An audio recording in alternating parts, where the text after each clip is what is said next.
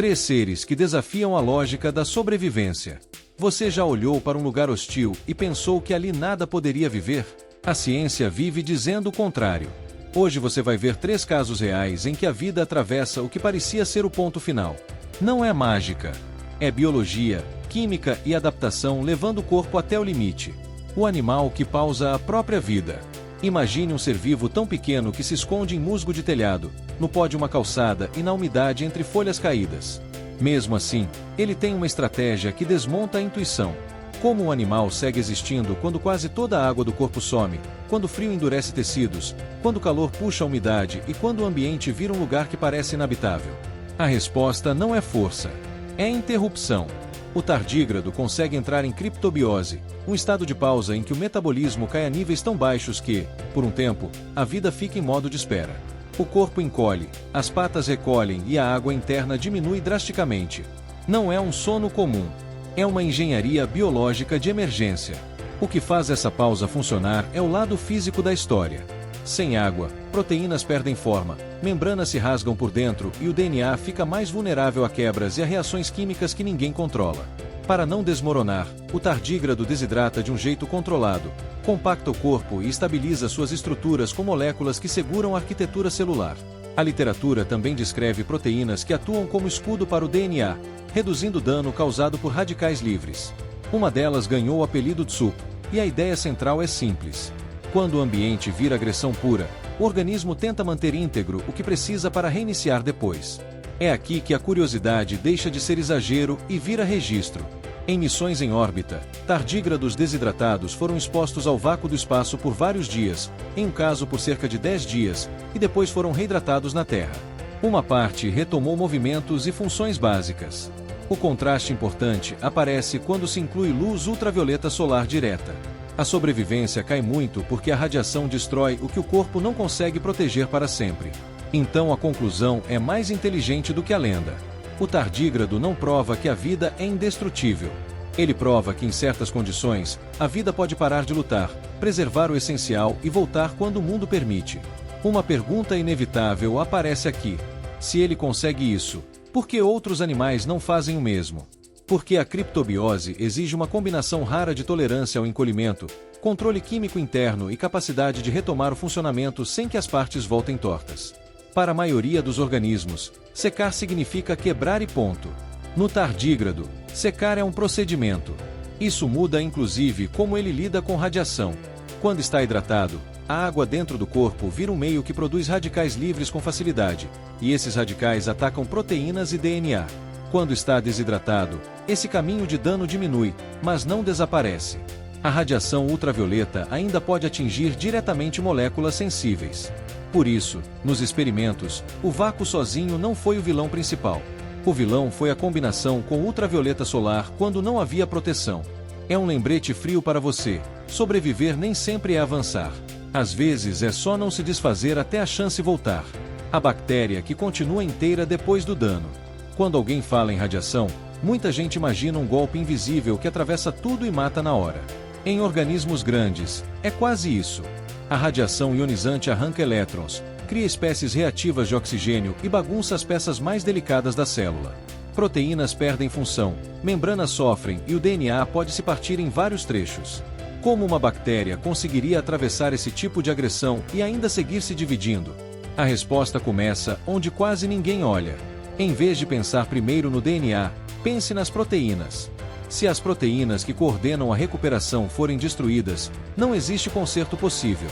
Deinococcus radiodurans ficou famosa por resistir a níveis extremos de estresse, incluindo radiação, dissecação e oxidação.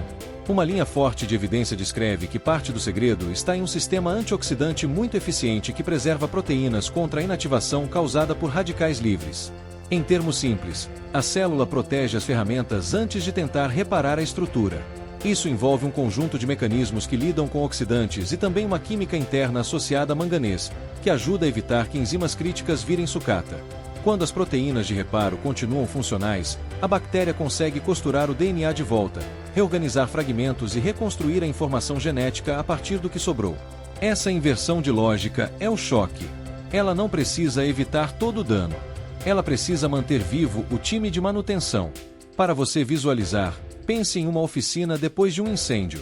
Se os mecânicos sobrevivem e as ferramentas não derretem, ainda há chance de reconstruir o carro mesmo que o chassi esteja amassado.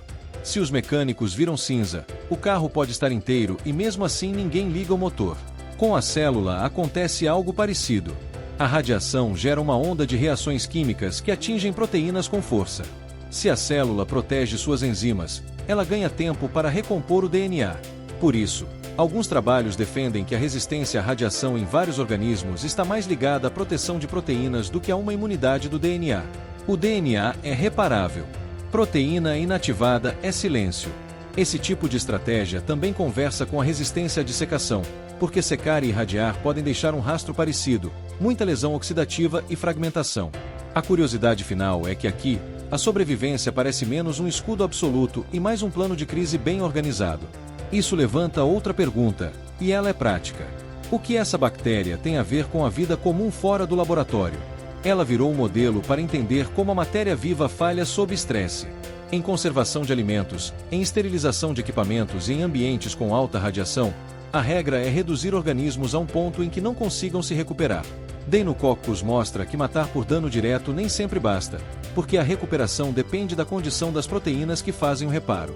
Ela também ajuda a ciência a separar duas coisas que muita gente mistura. Resistência não é negar o dano. Resistência é sofrer o dano e ainda ter meios de reorganizar as peças. E mesmo nesse caso existem limites, não é uma bactéria imortal. O que ela oferece é um mapa de prioridades biológicas. Primeiro, manter funcionando o que conserta. Depois, consertar. Peixes que não congelam e sangue sem cor. Se você mergulhar a mão em água quase congelando, o corpo reage em segundos. Dor, perda de sensibilidade, rigidez. Agora pense em um peixe que passa a vida inteira em água do mar abaixo de zero, porque o sal muda o ponto de congelamento. Como esse animal não vira gelo por dentro? A resposta é química aplicada na carne. Em muitos peixes antárticos do grupo dos nototenioides, a evolução produziu glicoproteínas anticongelantes, moléculas que se ligam a cristais microscópicos de gelo e impedem que eles cresçam do jeito que destruiria células. Não é que o gelo desapareça do mundo. É que ele perde a chance de formar lâminas e agulhas que rasgam tecidos. O curioso é que essa solução vem com preço. Esses peixes são especializados para um frio estável e extremo, e a própria ciência descreve que no nível celular, eles têm dificuldades para produzir, dobrar e degradar proteínas na temperatura em que vivem. A mesma água que permite a vida pressiona as engrenagens internas. Eles não são campeões de adaptação universal. São especialistas, e especialistas pagam com fragilidade fora do seu cenário. Isso muda a forma de contar a história. Não é um animal que aguenta qualquer clima. É um corpo moldado para um clima só. E dentro desse grupo existe um caso ainda mais estranho, os chamados icefiches, peixes de sangue claro. Algumas espécies dessa família perderam a hemoglobina funcional, aquela proteína que dá cor vermelha ao sangue e aumenta a capacidade de transporte de oxigênio. Parece suicídio evolutivo, mas o ambiente ajudou a abrir essa porta. Água muito fria segura mais oxigênio dissolvido, e a vida no Oceano Antártico é rica em oxigênio. Com isso, essas espécies compensaram de outras formas, como mudanças no sistema circulatório e no corpo para entregar oxigênio onde precisa, mesmo sem a solução clássica. O resultado é um vertebrado que vive com sangue sem o vermelho que a gente considera obrigatório. A curiosidade real aqui é direta. A natureza não busca o melhor do jeito que a gente imagina. Ela busca o que funciona o suficiente, no lugar certo, pelo tempo certo. Quando se fala em congelamento dentro do corpo, a palavra-chave é nucleação, o começo do cristal. Um cristal que nasce pequeno pode virar um bloco grande se tiver caminho para crescer. As glicoproteínas anticongelantes atuam justamente nesse ponto, grudando em superfícies de gelo e atrapalhando o crescimento ordenado. É por isso que, na prática, o peixe não precisa estar acima de zero para não congelar. Ele precisa impedir que o gelo organize a própria expansão. Esse mecanismo fez esses peixes ocuparem um mar em que a água pode estar por volta de -2 graus, algo citado na literatura ao falar das temperaturas do Oceano Austral. No caso dos icefiches, a pergunta que fica é simples. Como o oxigênio chega ao músculo sem hemoglobina?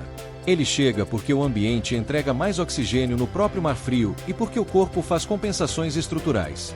Estudos descrevem a perda completa de hemoglobina funcional em toda a família e em parte dela, a perda de mioglobina no coração, o que força uma reorganização do sistema de bombeamento e da circulação. O sangue fica mais claro, o tecido parece mais pálido, e o animal segue vivo não por milagre, mas por uma soma de ajustes que só fazem sentido naquele frio oxigenado. Esse tipo de adaptação também anda junto com outra característica relatada: a ausência de uma resposta clássica ao calor em alguns nototenioides. Em outras palavras, eles são tão moldados pelo frio que o calor vira uma ameaça sem manual de emergência.